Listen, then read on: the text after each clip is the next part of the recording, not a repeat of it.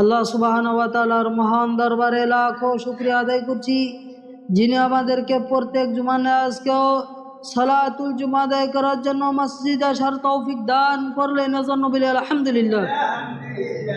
দরুদ ও সালাম বর্ষিত হোক মানবতার মুক্তিদূত মহান দিশারি বিশ্ব নবী মুহাম্মদুর রাসূলুল্লাহ সাল্লাল্লাহু আলাইহি সাল্লামের উপর, যিনি আমাদেরকে আল্লাহর বিধিবিধান পুঙ্খানুপুঙ্খভাবে পৌঁছিয়ে দিয়েছেন সাল্লাল্লাহু আলাইহি ওয়াসাল্লাম।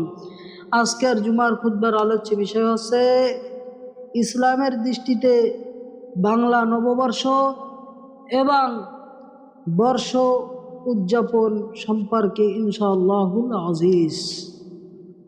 আল্লাহ সুবহানাহু ওয়া তাআলা কোরআন কারীমের ইরশাদ করেন, ইন্না ইদ্দাতাশ শুহুরি ইনদাল্লাহি 12 শাহরান ফি কিতাবিল্লাহি ইয়াওমা খালাকাস সামাওয়াতি ওয়াল আরদ। আল্লাহ সুবহানাহু ওয়া তাআলা বলেন, নিশ্চয়ই আল্লাহ সুবহানাহু ওয়া তাআলার গণনায় মাস হলো 12টি। যেই দিন থেকে আল্লাহ সুবহানাহু ওয়া তাআলা এই পৃথিবীকে সৃষ্টি করেছেন, সেই দিন থেকে আল্লাহ সুবহানাহু ওয়া তাআলার গণনায় মাস হলো 12টি। সুবহানাল্লাহ। অর্থাৎ আল্লাহ সুবহানাহু ওয়া তাআলা আসমান জমিন যেই দিন সৃষ্টি করেছেন, সেই দিন থেকে এই পৃথিবীতে মাস হয়ে আসছে 12টি মাস হিসেবে। তাহলে আল্লাহ সুবহানাহু ওয়া তাআলার সৃষ্টির শুরু থেকে, অর্থাৎ পৃথিবীর শুরু থেকেই আজ পর্যন্ত বছরে 12টি মাস হিসেবেই চলে আসছে। এর কারণ কি? আল্লাহ সুবহানাহু ওয়া তাআলা অপর আয়াতে ইরশাদ করেন। অপর আয়াতে আল্লাহ সুবহানাহু ওয়া তাআলা রাত্র এবং দিনের আবর্তনের ব্যাপারে ইরশাদ করে বলেন, ওয়ালিতা'লামু আদাদাস সিনিনা ওয়াল হিসাব। তোমরা যাতে জানতে পারো বছরের সংখ্যা এবং মাসের হিসাব যাতে তোমরা রাখতে পারো, এই জন্য রাত্র এবং দিনের আবর্তন করা হয়েছে এবং এই জন্যই 12টি মাস হিসেবে উল্লেখ করা হয়েছে। সুবহানাল্লাহ। তাহলে 12টি মাস এটা গণনা করা আল্লাহ সুবহানাহু ওয়া তাআলার পক্ষ থেকে এটা একটি নিয়ামতের অন্তর্ভুক্ত বিষয়। তাহলে আরবি মাস 12টি, বাংলা মাসও 12টি, ইংরেজি মাসও কয়টি? 12টি মাস। আরবি মাস এটা গণনা হয়েছে রাসূল সাল্লাল্লাহু আলাইহি সাল্লামের হিজরি সন থেকে শুরু হয়েছে। আর ইংরেজি মাস হচ্ছে ঈসা আলাইহিস সালামের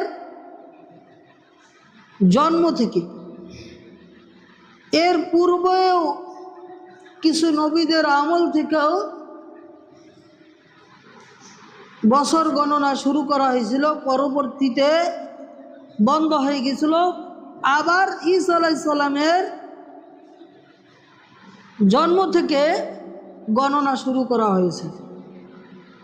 এরপরে এভাবে চলে আসছিল রাসূল সাল্লাল্লাহু আলাইহি সাল্লামের যুগে। আবার তার হিজরত থেকে আরবি মাস অর্থাৎ সৌর বছর এটা গণনা করা হয়, হিজরি বছর গণনা করা হয়। পরবর্তীতে বাদশাহ আকবরের আমল যখন চলে আসে, বাংলা সনের ইতিহাস জানেন যে বাংলা সনের ইতিহাস হচ্ছে মুঘল সম্রাট আকবরের আমলে যখন খাজনা এমনিভাবে কর এই হিসাবগুলো যখন করত, হিজরি সন হিসেবে গণনা করত। হিজরি সন হিসেবে যখন গণনা করত, সেই হিসেবে কখনো কখনো 29 মাস হতো, কখনো কখনো 30 মাস হতো। তাহলে মানুষেরা গণনা করতে একটা হিমশিম খেয়ে যেত যে আগামীকালকের 1 তারিখ হবে না আরো একদিন এই মাসে আছে, অর্থাৎ এই মাসটা 30 মাস নাকি 29 মাস, হিমশিম খেয়ে যেত, সমস্যা করত। কেননা চাঁদ দেখে হিসাব করতে হতো। পরবর্তীতে বাদশাহ আকবরের আমলে একজন গবেষক ফতেহুল্লাহ সিরাজি নামক একজন ব্যক্তি, তিনি সৌর বছর এবং হিজরি বছরের সমন্বয়ে একটা নতুন সন পরিবর্তন করেন। সেই পরিবর্তনের যে সনটা গণনা করেছিলেন তার নাম হয়েছিল তারিখে ইলাহি। তার নাম কি হয়েছিল? তারিখে ইলাহি। সেই তারিখে ইলাহির হিসেবে যাতে 29 তারিখ অথবা 30 তারিখ এই হিসেবেই বাদশাহ আকবরের আমলে নতুন সন পরিবর্তন করেন কে? এই ফতেহুল্লাহ সিরাজি। এই হিসেবেই তখন বছর হিসাব গণনা করা হয়। সেই কারণে কর, খাজনা ইত্যাদি তুলতে আর কোনো সমস্যা হয়নি, কেননা আর তো চাঁদ দেখার উপরে নির্ভর করতে হতো না। সেজন্য তারা সেই অনুসারে গণনা করত। এই তারিখে ইলাহি নামটাকে পরবর্তীকে এটাকে পরিবর্তন করে বাংলা বঙ্গাব্দ হিসেবে উল্লেখ করা হয়েছে, অর্থাৎ বাংলা সন, যেটাকে আমরা অর্থাৎ বৈশাখ, জ্যৈষ্ঠ, আষাঢ়, শ্রাবণ এইভাবে হিসেবে গণনা করে আসছি। তাহলে এই বছরের এই বাংলা বছরের শুরু হয়েছে কোন মাস থেকে? বৈশাখ মাস থেকে। এখন আমরা কোন মাসে আছি? চৈত্র মাসে। বৈশাখ মাস একবারে খুবই নিকটে। তাহলে বছর, বাংলা বছর, নতুন বছর খুবই কাছে নাকি? সেহেতু সেই বাংলা সন হিসেবে অর্থাৎ পহেলা বৈশাখ যেটা বলা হয়, এই পহেলা বৈশাখে বিভিন্ন অপকর্ম আমাদের সমাজে, দেশে প্রচলিত রয়েছে, যা ইতিপূর্বের এই তারিখে ইলাহিতে ছিল না, বঙ্গাব্দ এই হিসেবে ছিল না। পরবর্তীতে এটা বিদর্মীদের কৃষ্টি কালচার, ওই পাশ্চাত্য দেশের বিভিন্ন কৃষ্টি কালচারগুলোকে ঢুকিয়ে দিয়ে বিদর্মীরা এগুলো সৃষ্টি করে দিয়েছে, যা ইসলামের সাথে সম্পূর্ণ সাংঘর্ষিক। সম্পূর্ণ কি? সাংঘর্ষিক। এখন আমরা জানব সে বৈশাখী যেই সকল অপকর্মগুলো পরিচালিত হয় এগুলোর শারঈ বিধান কি কি। এই যে সকল অপকর্মগুলো রয়েছে তার মধ্যে একটা অপকর্ম হচ্ছে উল্কি অঙ্কন। কি হয়? উল্কি অঙ্কন।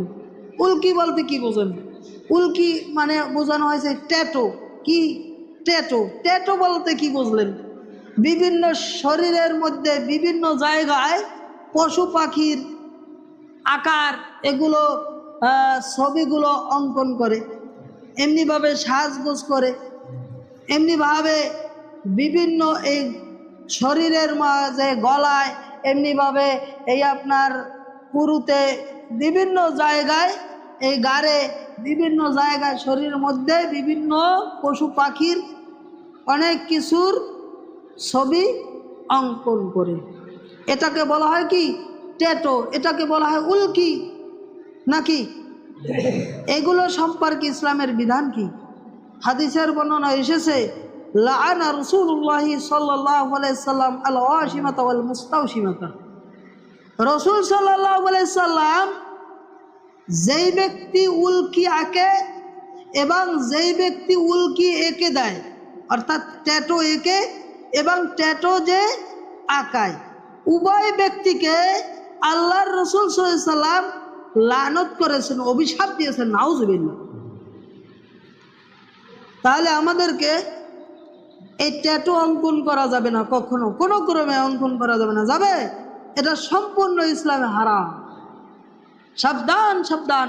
এই বৈশাখী বিভিন্ন সময়ে বছরের শুরুতে অর্থাৎ ইংরেজি বছরের শুরুতে, বাংলা বছরের শুরুতে এরকম ট্যাটু বিভিন্ন শরীরের জায়গায় আঁকে, এগুলো কখনো করা যাবে না। যাবে? এমনিভাবে এই বৈশাখী আর একটা অপকর্ম হচ্ছে মঙ্গল শোভাযাত্রা। মঙ্গল শোভাযাত্রা, মঙ্গল শোভাযাত্রা কি বুঝলেন? অর্থাৎ তারা কি করে, বৈশাখী নতুন বছর উপলক্ষে তারা সেজেগুজে তারা বিভিন্ন জায়গায় র্যালিতে বের হয়, রাস্তায় বের হয়, বিভিন্ন শরীরের বিভিন্ন জায়গায় এই ট্যাটু এঁকে তারপর এক এক জায়গায় গমন করে কি ধারণা করে যে ভালোভাবে আজকের সেজেগুজে যদি ভালোভাবে চলাফেরা করি তাহলে বাকি দিনগুলো সুন্দরভাবে পরিচালিত করতে পারবে, বাকি দিনগুলো ভালো যাবে, আমার ভালো যাত্রা হবে। এই জন্য মঙ্গল শোভাযাত্রা দিয়েছে। অথচ এই কথার বিপক্ষে আল্লাহ সুবহানাহু ওয়া তাআলা কি বললেন শুনুন। আল্লাহ সুবহানাহু ওয়া তাআলা বলেন, ওয়াইয়ামসাসকাল্লাহু বিদুররিন ফালা কাশিফা লাহু ইল্লা হুয়া, যদি আল্লাহ সুবহানাহু ওয়া তাআলা তোমার কোনো বিপর্যয় দিয়ে দেন, কোনো বিপদ আপদ দিয়ে দেন, তাহলে তোমার কে আছে ওই বিপদ থেকে উত্তরণ করবে, ওই বিপদ থেকে ফিরিয়ে রাখবে এমন পৃথিবীর কোন ব্যক্তি আছে? আছে? কেউ নাই। আল্লাহ সুবহানাহু ওয়া তাআলা সেই কথা বললেন, যদি আল্লাহ সুবহানাহু ওয়া তাআলা তোমাদের কোনো বিপদ দিয়ে দেন, এই বিপদটা থেকে সরিয়ে দেবার কে আছে? কেউ আছে? কেউ না। এই আয়াতের পরে দিকে আল্লাহ সুবহানাহু ওয়া তাআলা বলেন, ওয়া ইউরিদকা বিখাইরিন ফালা রাদ্দা লিফাদলিহি ইউসিবু বিহি।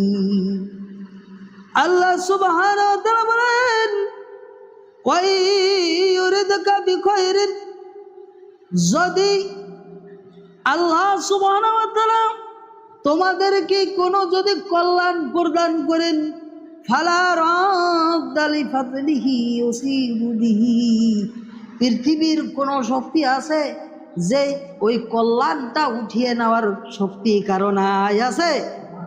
আল্লাহ সুবহানাহু ওয়া তাআলা কাউকে যদি কল্যাণ প্রদান করেন, কোনো ভালো কিছু দান করেন, এই ভালো কিছু উঠিয়ে নেওয়া খারাপে পরিণত করার ক্ষমতা কোনো শক্তি আছে?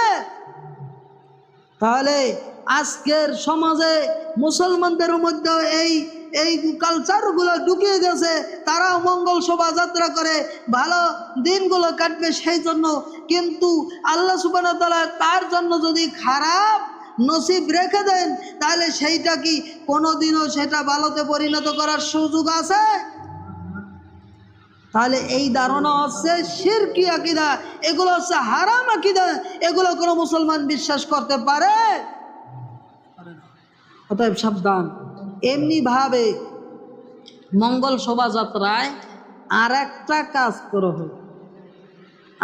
কাজ করা হয়, কি? ওই দিন বিভিন্ন প্রাণীর ছবি, বিভিন্ন প্রাণীর মুখমণ্ডলের মধ্যে লাগিয়ে তারপরে হাঁটা চলা করে।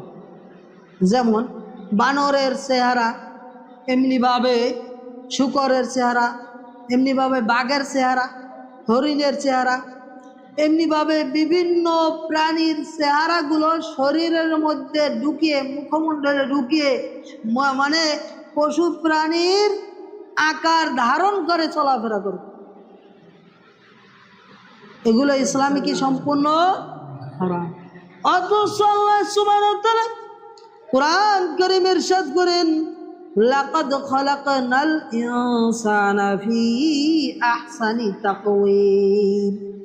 আল্লাহ সুবহানাহু ওয়া তাআলা বলেন, নিশ্চয় আমি মানুষকে সবচেয়ে সুন্দরতম আকৃতিতে সৃষ্টি করেছি।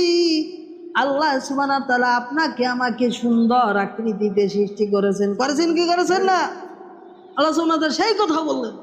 তাহলে এত সুন্দর চেহারা আপনাকে আমাকে দান করলেন, সেই চেহারা বিকৃত করার সাহস আপনাকে কে দিল? ঠিক কিনা? চেহারা বিকৃত করার সাহসটা কে দিল? পশু পাখির প্রাণীর চেহারা পশু পাখির প্রাণীর আকৃতি ধারণ করার সাহস আপনাকে কে দিল? অতএব আপনাকে আমাকে সাবধান হয়ে যাওয়া দরকার। এই পশু পাখির প্রাণীর চেহারা কোনো মুসলমানের বাচ্চা ধারণ করতে পারে না? পারে? কোনো মুসলমান ট্যাটু আঁকতে পারে? শরীরে উল্কি আঁকতে পারবে? কোনো ক্রমেই সম্ভব না। এমনিভাবে এই দিনে আরও একটি অপকর্ম হচ্ছে, লাল আঁচলের সাদা শাড়ি পরিধান করে। লাল আঁচলের কি সাদা শাড়ি পরিধান করে হাঁটা চলা করে। এগুলো সম্পূর্ণ হারাম। রাসূল সাল্লাল্লাহু আলাইহি ওয়াসাল্লাম বললেন যে আমি দুই শ্রেণীর জাহান্নামী ব্যক্তিদের সম্পর্কে জানি, যাদেরকে আমি এখনো দেখিনি। অর্থাৎ আল্লাহর পক্ষ থেকে রাসূল সাল্লাল্লাহু আলাইহি ওয়াসাল্লামকে জানানো হয়েছে। তার মধ্যে এক শ্রেণী সম্পর্কে এই আলোচনার প্রেক্ষাপট, সেটা হচ্ছে রাসূল সাল্লাল্লাহু আলাইহি ওয়াসাল্লাম বলেন, এমন নারী যেই নারী পোশাক পরিধান করার পরে উলঙ্গ অবস্থায় থাকে, নাউজুবিল্লাহ। অর্থাৎ ৮-৬ পোশাক পরে, ৪ ফিট পোশাক পরে, এমন পোশাক পরে যা একবার খোলা আর একবার কি আটকানো, হয় কি হয় না? একদিকে খোলা আর একদিকে কি আটকানো, একদিকে পরে আর একদিকে জ্বলা থাকে। এটা কোনো মুসলমান করতে পারবে? আজকের বর্তমান সময়ে হিন্দুয়ানি কালচার সমাজের মধ্যে প্রচলিত, মুসলমান সমাজের মধ্যে অভাব নাই। দেখেন মুসলমানেরা শাড়ি পরে, মুসলমান মহিলারা কি শাড়ি পরে, শাড়িতে নারীদেরকে সুন্দর দেখায়, এটা সঠিক। কিন্তু এই শাড়ি এটা পরিধান করা মুসলমানদের উচিত নয়। এই শাড়ি পরিধান করলে শরীরের বিভিন্ন জায়গাগুলো দেখা যায়, বিভিন্ন জায়গাগুলো খুলে যায় কি যায় না? এগুলো সতরে অন্তর্ভুক্ত কিনা? অবশ্যই অন্তর্ভুক্ত। সেই জন্য মুসলমানদের এইভাবে শাড়ি পরিধান করা উচিত নয়। এই জন্য সাবধান হয়ে যাওয়া দরকার, শাড়ি পরিধান করা উচিত নয়। তাহলে এই যে লাল আঁচলের যে সাদা ৮-৭ পোশাক পরে, এগুলো এই বৈশাখী কর্মকাণ্ড অপকর্ম, এগুলো উচিত নয়। পাতলা কাপড় পরিধান করে, উপর থেকে দেখা যায়, ভিতরে কি পড়ছে উপর থেকে দেখা যায়, এমন পোশাক পরিধানের কোনো প্রয়োজন আছে? এগুলো বেশি দাম দিয়ে পরিধান করে, এগুলো কোনো মুসলমান পরিধান করতে পারে না। ৪ ফিট পোশাক পরিধান করে, শরীরের মধ্যে কোথায় কি আছে সবগুলো দেখা যায়। পাতলা পোশাক পরে শরীরে কোথায় কি আছে দেখা যায়। এগুলো কোনো মুসলমান পরিধান করার বিধান আছে? সাবধান, এগুলো কোনো মুসলমান পরিধান করতে পারে না। এগুলো থেকে সাবধান হয়ে যাওয়া দরকার। এমনিভাবে এই বৈশাখী আরেকটি অপকর্ম হচ্ছে, কপালে সিঁদুর লাগিয়ে উলুধ্বনি দেয়। এগুলো মুসলমান কোনো নিতে পারে না। পারে? রাসূল সাল্লাল্লাহু আলাইহি ওয়াসাল্লাম বলেন, মান তাশাব্বাহা বিকওমিন ফাহুয়া মিনহুম। যেই ব্যক্তি আমাদের ধর্মীয় কার্যকলাপ সারা বিধর্মীদের সাদৃশ্য গ্রহণ করলো, সেই ব্যক্তি যেন তাদের মতো হয়ে গেল, নাউজুবিল্লাহ। অর্থাৎ রাসূল সাল্লাল্লাহু আলাইহি ওয়াসাল্লাম কথা বুঝিয়েছেন, যেই ব্যক্তি বিজাতির সাদৃশ্য গ্রহণ করলো, আমাদের মুসলমান সারা বিধর্মীদের সাদৃশ্য গ্রহণ করে নিল, সেই ব্যক্তি যেন বিধর্মী হয়ে গেল, নাউজুবিল্লাহ। অতএব বিধর্মীদের সাথে কোনো সম্পর্ক মুসলমান রাখতে পারে? কোনো রাখতে পারবে না। তবে বিধর্মীদের সাথে ব্যবসা বাণিজ্য, তারা অসুস্থ হলে তাদেরকে প্রতিবেশী হিসেবে দেখাশোনা করা জায়েজ রয়েছে, কোনো অসুবিধা নাই। তবে বিধর্মীদের কোনো ধর্মীয় অনুষ্ঠানে অংশগ্রহণ করা, ধর্মীয় অনুষ্ঠানে যাওয়া আসা, এগুলো কোনো ক্রমে উচিত হবে না। উচিত হবে? এগুলো সম্পূর্ণ হারাম। আজকের দুঃখজনক বিষয়, মুসলমানরা বিধর্মীদের অনুষ্ঠানে সবচেয়ে বেশি গমন করে বিধর্মীদের চেয়ে। এটা দেখা যায় কি যায় না? এগুলো কোনো মুসলমানের বাচ্চা করতে পারবে? সাবধান। এমনিভাবে এই বৈশাখী অপকর্মের মধ্যে 3টি কুফরি আয়োজন পরিচালিত হয়। তার মধ্যে একটা হচ্ছে বৈশাখী গান। এই দিনে এই বৈশাখী মেলা বিভিন্ন জায়গায় হয়। বৈশাখী মেলায় বিভিন্ন জায়গায় কি হয়? বৈশাখী গান বলে, এসো হে বৈশাখ, এসো হে বৈশাখ, এইরকম বিভিন্ন গান গায়। এগুলো এর মধ্যেও কিন্তু শিরকি বাক্যগুলো রয়েছে, এগুলো ইসলাম কখনো সাপোর্ট করে না। এমনিভাবে আর একটা হচ্ছে মঙ্গল শোভাযাত্রা, ইতিপূর্বে বলেছি। এমনিভাবে সার্বজনীনতা, এটা হচ্ছে ধর্ম যার যার উৎসব সবার। এরকম কুফরি বাক্য আপনি আমি ইতিপূর্বে শুনছি, কি শুনছেন না? যে ধর্ম যার যার উৎসব সভা। তাহলে এত বড় কুফরি কথা, এটা শয়তান ছাড়া আর কেউ বলতে পারে না। পারে? কোনো শয়তান ছাড়া মুসলমান এটা সাপোর্ট করতে পারে না। বলে ধর্ম যার যার উৎসব সবার। তাহলে ধর্ম যার যার হিসাবে উৎসব সবাই পালন করবে, তাহলে বিধর্মীরা মুসলমানদের অনুষ্ঠানে বিধর্মীরা আসে না কেন বলেন? যখন মুসলমানদের কোরবানির উৎসব হয়, অর্থাৎ ঈদুল আজহার অনুষ্ঠান অনুষ্ঠিত হয়, তখন বিধর্মীরা কেন ঈর্ষান্বিত হয়, রাগান্বিত হয় কেন? বিধর্মীরা সেখানে এই উৎসব পালন করে না কেন বলেন? আপনি আমি মুসলমান দাবি করো, কেন বিধর্মীদের 22 অনুষ্ঠানে এমনিভাবে বিধর্মীদের পূজায় কেন আপনি আমি গমন করছি? এগুলো সাবধান। মুসলমান দাবি করো, কেন এই কুফরি কাজে কেন অংশগ্রহণ করতেছে? এটা কোনো ক্রমে করা যাবে? কোনো ক্রমে করা যাবে না। মুসলমান কখনো এই সকল কুফরি আয়োজনে অংশগ্রহণ করতে পারে না। পারে? তাহলে এই অবস্থা আমরা কি করতে পারি? আমাদের কি করণীয়? আমাদের করণীয় হচ্ছে সৎ কাজে প্রতিযোগিতা করো।